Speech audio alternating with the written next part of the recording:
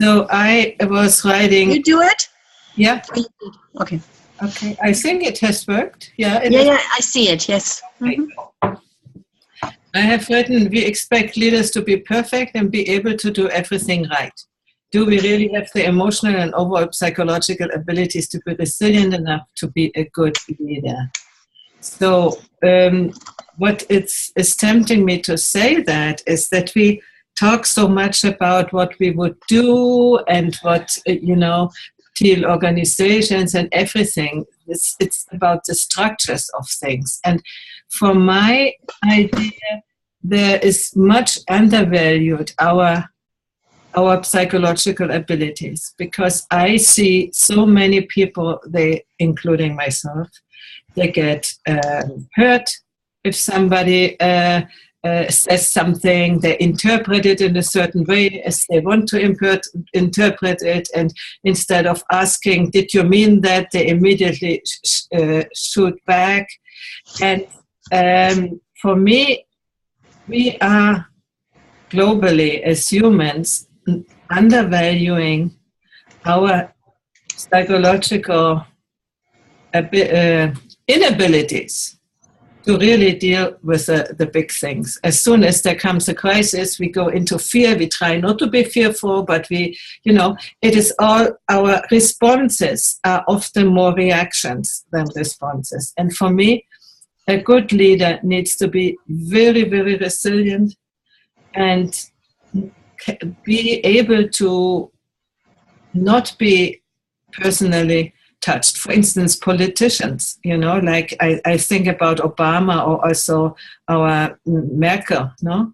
What they get trashed on with bad really attacks. And they still have to work and do work what they think it's right, and they do great work, How can we really learn to be resilient enough to do that, and not after, something happens, let it go. So that was my idea.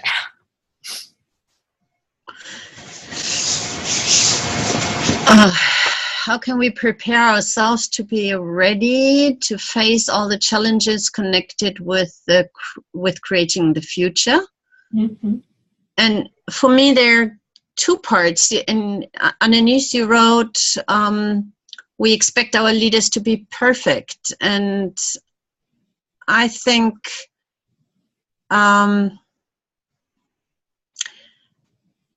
reading the book, there are the 3 breakthroughs. That's the evolutionary purpose. It's a self-management, but it's also wholeness, to be whole and complete. Mm-hmm. And being perfect is not being whole. Yeah, so, I wrote perfect in this way. I know. But what I mean is, how can I be a leader that is whole and complete, and still resilient, and still being able to move the things forward? Yeah. So being a whole person, and not being perfect. And I think that needs another leadership than what we had before, what we thought was a good, the right leader. I would like to explain it a little bit better. I think we have so many, we know that at least 50% of the people, at least in America, live alone. And we have so much problem with creating personal, intimate relationships. And, it's war everywhere. And we try to, we sort of have still power struggles mainly.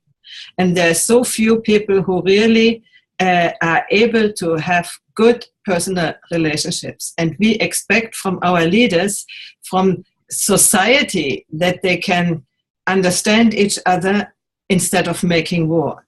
So I'm saying, when we are still having war at home, how can we expect to be able to create peace or whatever, a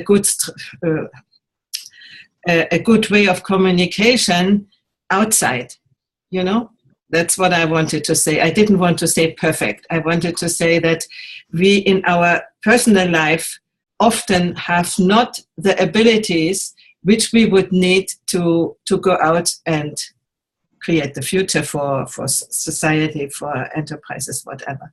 So that was my challenging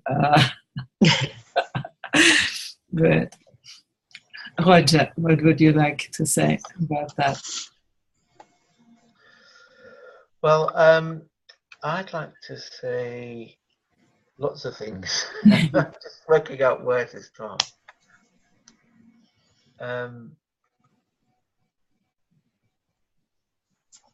I work with a lot of leaders who think they're already perfect, and try to make sense of a changing world where what they used to do in the past doesn't work anymore, or seems to be breaking down for them. And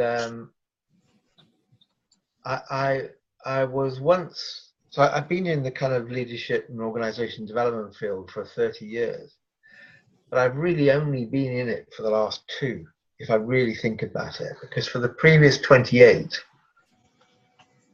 I used to use methodologies akin to education and teaching people how to do X, Y, and Z in order to counteract problem A, B, and C. And I don't do that anymore. I don't think that works anymore.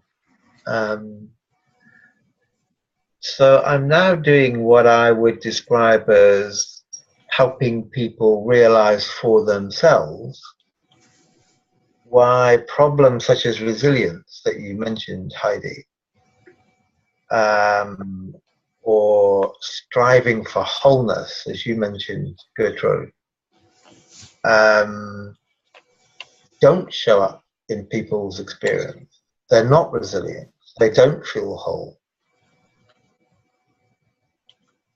And so that's what they present. They present to me, their coach, various manifestations of why they aren't as resilient as they used to be, or work doesn't fulfill them, doesn't make them feel whole in some way.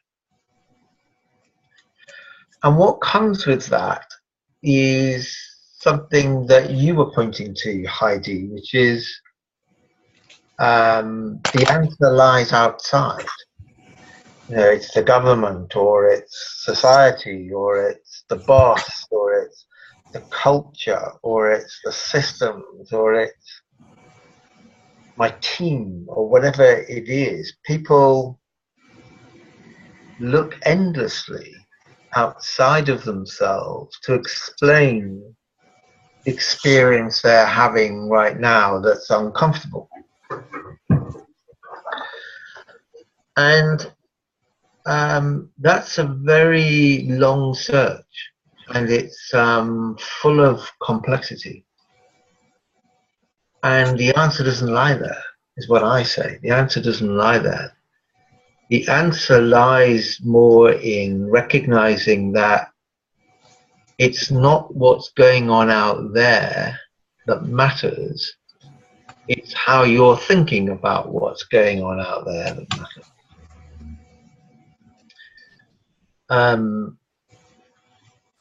It seems to me that we live in a world that's very outside in, that seems very outside in. So in other words, we think our inner experience is created from outside events, from events outside of ourselves, or circumstances outside of ourselves, or judgments we've made in the past, or past events, or worrying about the future. We can think about what's not happening in the world, we'd like to happen in the world, and make ourselves extremely anxious that there's far too much war, or there's not enough of this, or not a fair distribution of that. So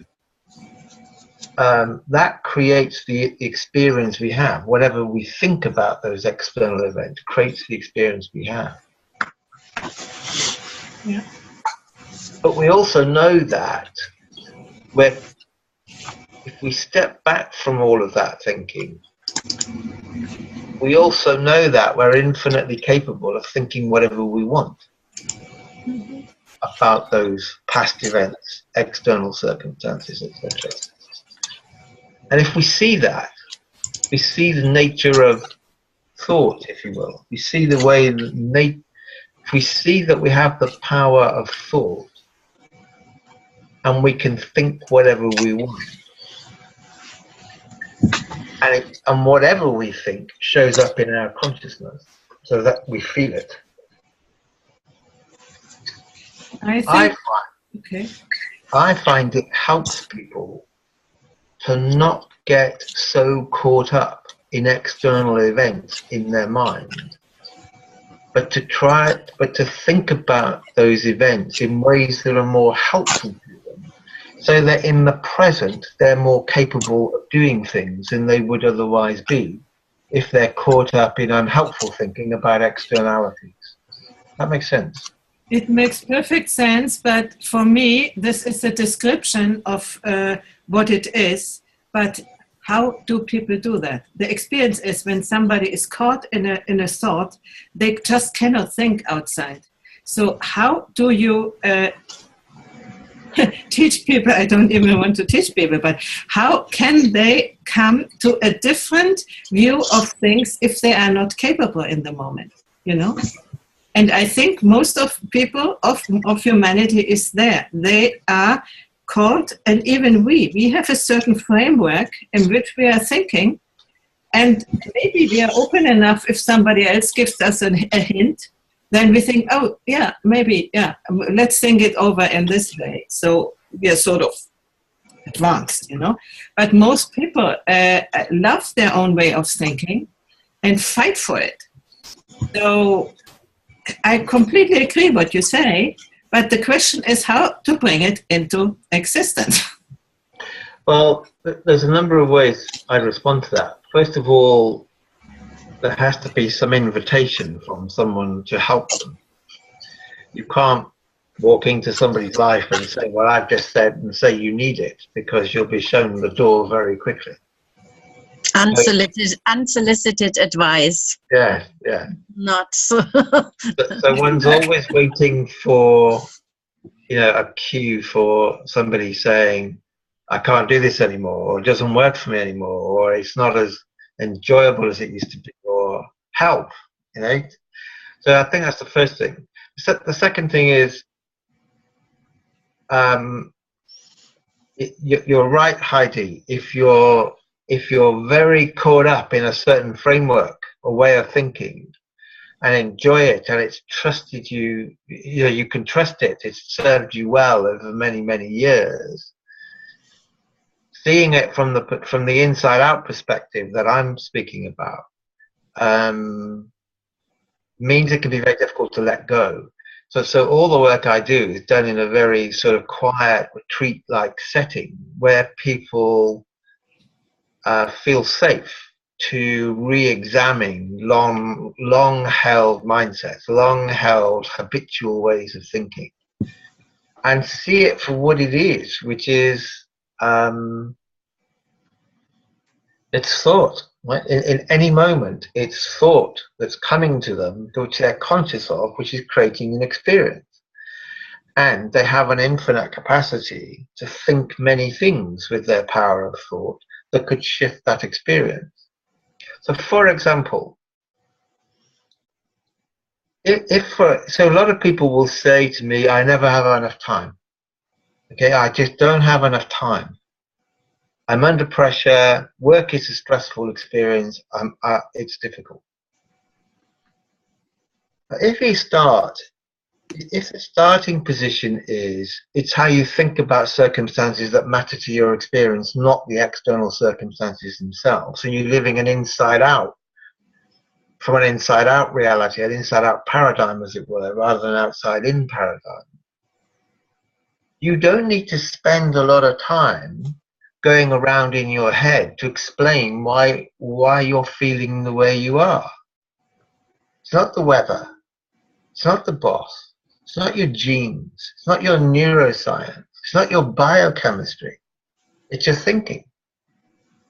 So people go to, oh, well, it's if I'm feeling stressed or anxious or down or up or great, it's only ever coming from my thinking. So I've only got one place to look. Now that in itself saves people hours. Hours and hours and hours. I completely agree, but I still say if you work with people and if they finally come to somebody like you or me or so, then it's fine. But all the others, who are leaders and they don't see that there is an interiority which needs to be developed, which, I was thinking before you said thinking, it's only thought. We are sort of educated in cogito ergo sum. I'm thinking and that's why I am. This was the main slogan in our upbringing, But it's wrong. And but it's wrong. I am, therefore I think, not the other way around. But that's what you say now. But our culture is based on the other thing still. It's changing a little bit. But it's the what we think is normal is that one. The one, So I'm interested in how to create the change in people that they are willing to. But Gertraud, you wanted to say something. I have in my many years of practice and recently in working with my colleagues, we found out that people, whenever I come and say I know it better, doesn't work. When I give them advice unsolicited, it doesn't work. So when I go with what's so and appreciate what's so and be with the people and appreciate them in what they achieved, or this is one of the reasons why we chose an appreciative inquiry process, because you start with appreciating what's already working and then come from there. And people they are afraid of changes. They are afraid of going somewhere else they don't know. So it's better that they can take, I would say, their teddy bear with them. What they know they can do good, or that they feel they don't have to defend themselves. So for me, appreciation is one of the really, really fundamental things that we need to have as maybe people that have a little bit more experience in that field. And that opens doors. And then there is what I think is one of the fundamental changes is when I get that my thinking is just one way of thinking at it and not the truth. Mm-hmm. That I can, then I go to the other side and see it differently. So the moment I can distinguish between my thinking and the truth. So to say, somebody else can look at it differently and it's his truth in his way.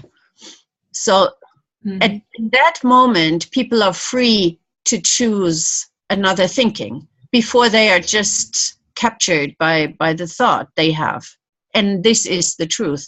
I have led 4 nursing homes, and we had some people there from, 20 different countries or so. And we had some people in the kitchen. They just had 3 years of school, came here when they were 17, married when they were 17, and just, worked there for 25 years and only were in the kitchen. And when somebody said something and the other one was reactivated, it was like, this is the truth. And then they fought till the end. And I just came down and said, stop, everybody know. What did you say and what did you say? Really getting that this is not the truth. it was so hard for them because they were just on reaction. And the moment they get that, there's something opening up. And it can only be through something that's really hard for them to cope with and nothing works. Maybe something like you said, Roger, when you give them a space where they, but without appreciation, I think nothing works. And I think you are really so right, spot on, Gertraud, because I have noticed how it is difficult to give appreciation. Myself, you know, we are grown up in the family and in our culture that we give attention to what doesn't work and not so much on what does work. And we had here a couples retreat a year ago or so, and we did exercise. I do something which I called conjunctive communication, which begins with appreciation. And that was an exercise. And everybody saw how they couldn't do it. They had to start to say something nice, and it was, it didn't come out. You know, it is so counterintuitive in our culture where we are grown. And so I really appreciate that you put your focus on that, because this is a big missing factor in our communication. We are immediately jumping into not only saying what is not right, but saying it with judgment. And this is the worst way of communication where we don't reach nowhere. So, thank you. May I read a few sentences? Appreciation activates potentials. Mm-hmm. Whatever I focus my awareness on grows.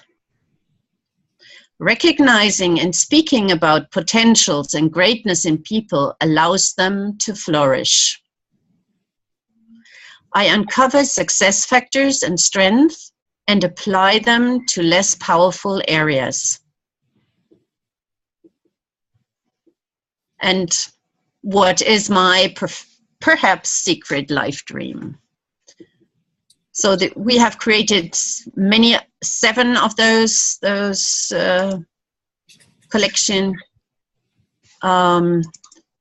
to support appreciation in people's lives. So I think that's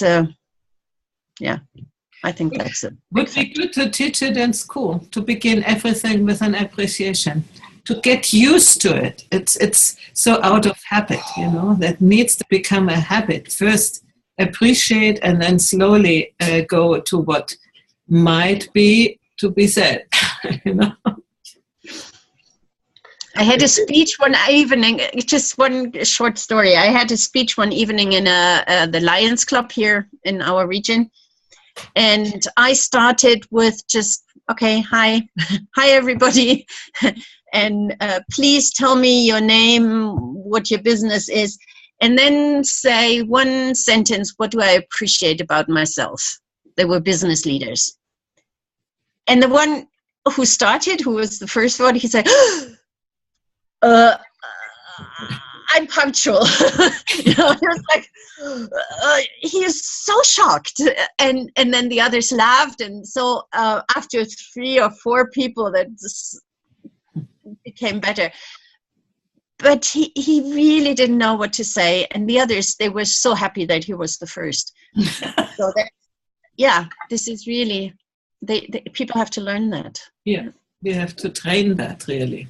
Yeah, Roger, I took your word, sorry. Mm-hmm. I was just going to say that it seems to me that what's at the heart of appreciation is that we recognize that as humans we're all the same. In other words, we're all navigating our way through life through the personal thinking we do with our gift of thought. Every human has the power of thought, and every human uses that gift in multiplicity of different ways from moment to moment. And however they're deploying that gift in their personal thinking is showing up in their consciousness. They're feeling whatever they're thinking. And you're no different to me, and I'm no different to you, and we're no different to every other human on the planet in that regard. So whatever thinking is showing up for somebody, whether it's helpful to others or unhelpful to others, it's still coming from the use of that same system that we all share, that we are all part of. And when you see that deeply, certainly when I started to see that deeply 2 years ago, I started to see behavior that once annoyed me in an entirely different way. I started to see that someone who was reticent or angry or withdrawn were caught up in thinking that clearly wasn't helpful to them. Otherwise, they wouldn't be withdrawn, angry, or hostile. They'd be who they really are, which is somebody with capacity to be calm and clear. It's only our thinking that takes us away from our innate ability to be calm and clear. It looks compellingly like it's external circumstances. I give you that. And Heidi, you're right. We're taught that way. We grow up that way. I was teaching this understanding to some teenagers on the weekend. And it's interesting for me how teenagers get this understanding much more easily than older adults. And that's because they've had less time. They've had less time to build up strong beliefs, to hold on to key values, to grow an ego that says I have to be right or better or first. And they just get it more easily than adults get it. It seems to me. And when you were talking about the teenagers in the home and fighting in a disagreement, you see another implication of seeing life from this inside-out paradigm is you learn that other people physically cannot think like you do. They cannot be thinking the same as you. Right now, what you're thinking, what I'm thinking, what Heidi's thinking, it's all different. You're each having your different experience of this conversation. And so once you understand that it's not possible for others to think exactly the same way that you do, you tend to spend less time wishing they did and more time being curious about what are they thinking.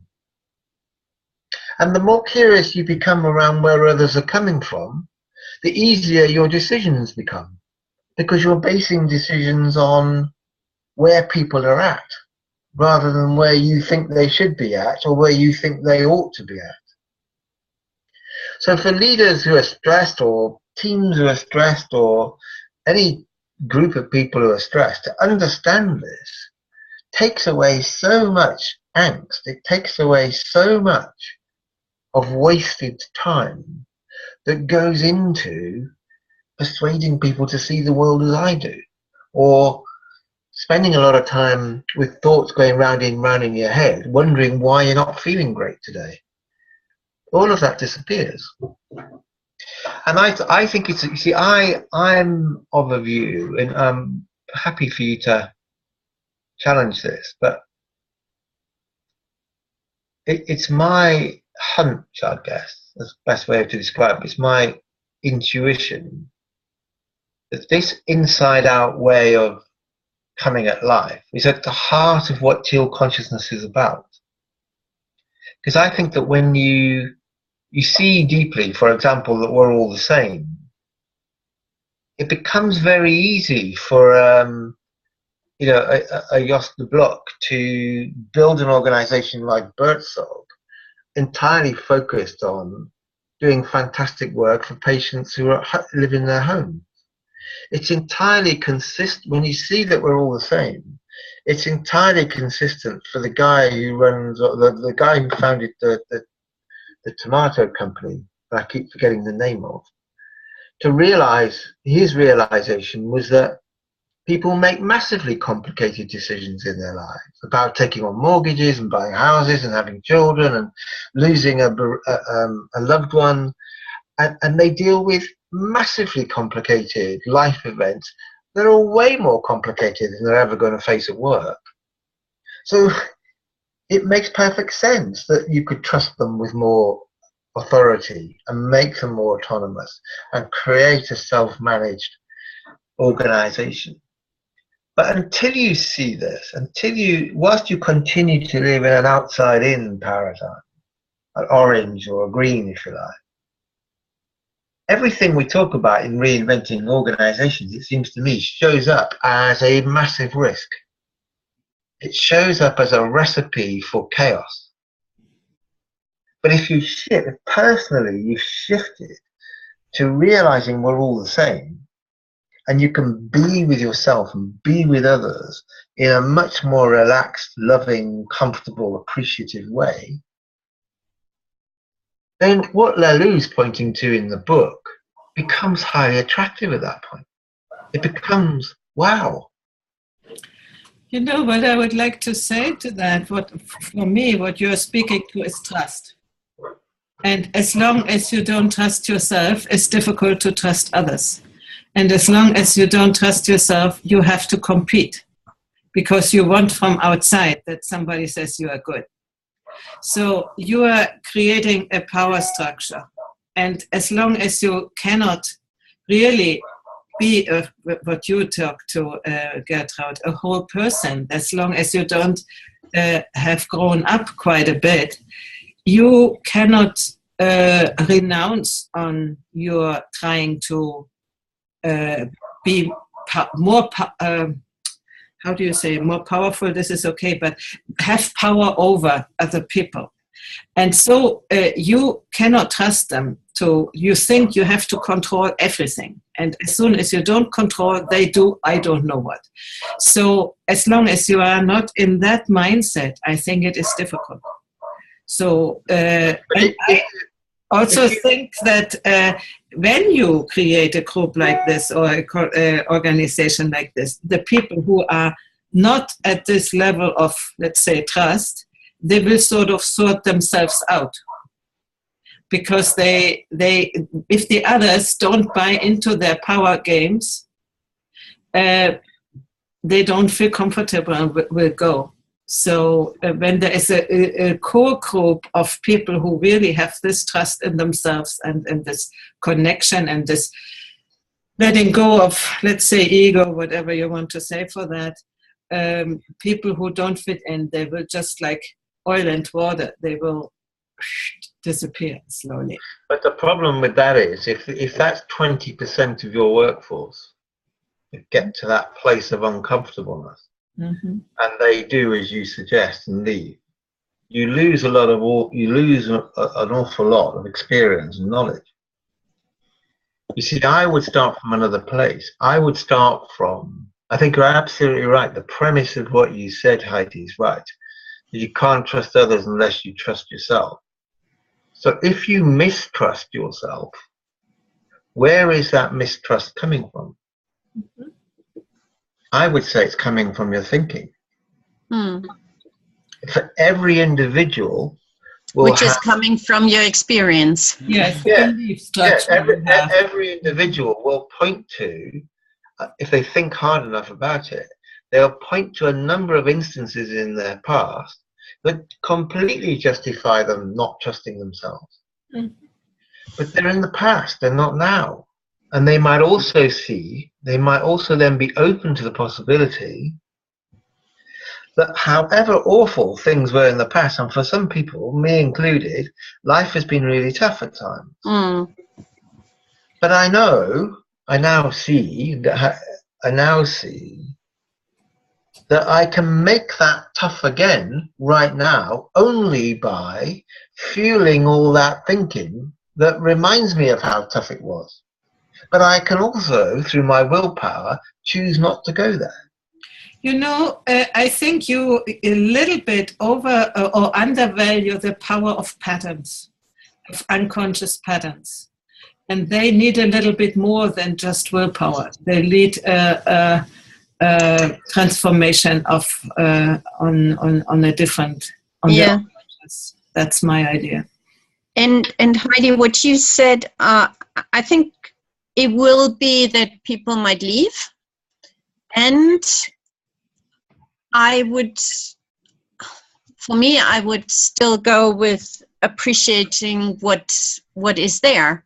So I don't need only teal people in a teal company. I can, if the company is really on a teal level, I can cope with all levels. I can have people that just see where the right position is. I can appreciate what's there. Maybe somebody who's very suspicious is good in risk management or whatever that might be. And I think there is one misconception about teal, that you can jump on self-management and then that's it. Yeah, I agree. So, and when you do that, I have seen some people that have tried that, and they lost about 20 or 25% of their people because they told them, you have to be teal now. Yeah. And that doesn't work because you're not with the people. Yeah. And you have really good people that might be very, very blue or whatever you call it, or amber, in the ethnocentric way. And they might give a structure, or they do the compliance part, or whatever that might be. And really appreciating the people, how they are, where they are. That's for me a prerequisite. And being whole and complete means that I incorporate, or that I know that I have parts of that I have red, that I have amber, that I have orange, that I have green inside of me, and have that in a healthy way, and can be with all of that. Yeah, absolutely. And I think the big leap from orange green to teal or to second tier is letting go of conceptions how life should be, and really dealing with how life is and how people are. And yeah, and for me, going teal and just taking the reconstruction to self-management will have a big price. Yeah. If you don't take wholeness in and are not being able to or willing to deal with your own vulnerability. I think that's what you say now. It's why I brought in this topic. I think this own vulnerability, we often leave it out, and this is for me the key, that we are able to live. I had a conversation. We're writing a book about appreciation in companies, and I had a conversation with somebody who is a leader in a company. And they were in one work group together with one of the CEOs of a daughter company. And he said, in this group, this man, one of our top leaders of the company, was so vulnerable. He was so showing himself that from that very first moment on, the whole group changed from the normal work group, because he was number 2 or 3 on the level area, and the others were below, and he was willing to step in and was willing to show his vulnerability and appreciating the others, and And he said that made for me the difference to say, okay, I want to be a leader like him. Great. Yeah. I think that vulnerability is, you're right, I agree with you. It's about stepping into the unknown. And so, Heidi, I think it's about discovering more of those unconscious patterns that you spoke about. Mm-hmm. More of that hidden thought, as I would call it, hidden thinking, old judgments, old memories that aren't in consciousness a lot of the time, but they're nonetheless operating in the background, determining, absolutely, shaping how we show up in situations. And it is about seeing what aspects of that continue to remain helpful, what aspects of that are limiting or inhibiting or unhelpful. I had a very interesting conversation with my daughter yesterday, who's 35 years of age and suffering panic attacks, and she began to see some of that unconscious pattern of how a number of people in her life who she was once close to and no longer around triggers for her a sense of panic every time she's on her own with her own children, to the point where she gets gripped by it and she can't breathe properly, and she's panting and sweating and goodness knows what else. But as soon as she saw that unconscious pattern, Heidi, that you called it, it was really interesting, because she just started, I can see it, she said. It's all, it all looks different now. I can see that and that and that and that leads to me feeling this, and that's what's making me panic. Mm-hmm. And we realised that all of those events are over now. It's not, not saying they were hard at the time, or they can be hard now, but they're only hard now if she feeds the thinking that caused that. Now, because it's now moved from being unconscious to conscious, it doesn't have its power anymore. But she had to. She's doing what Gertraud is saying. She's stepping into the unknown to explore what might be explaining the panic for herself, and seeing it for herself, and drastically changing how she's looking at those panic situations for herself. Mm-hmm. I love it. Often it takes really a bad situation until people are ready to come to that. Okay. We are over time. I see that. Is that why Jeff's here? Hi, Jeff. Hi. No, you're not over time. It's it's over the allotted time, but when it's over, it's over. I just don't want to miss your second session if there is one. How is that? Can we just continue with your topic, Gertraud? We could easily go there. Anymore? Where is it gone? I can say that round 2 was how can we best serve the movement as an umbrella, and that means that we not just have another work group, another community of practice, but how can we serve all those communities of practice to be a complete movement that really drives the change. That was my... Who is the we? We, the people that do this. For example, we 4.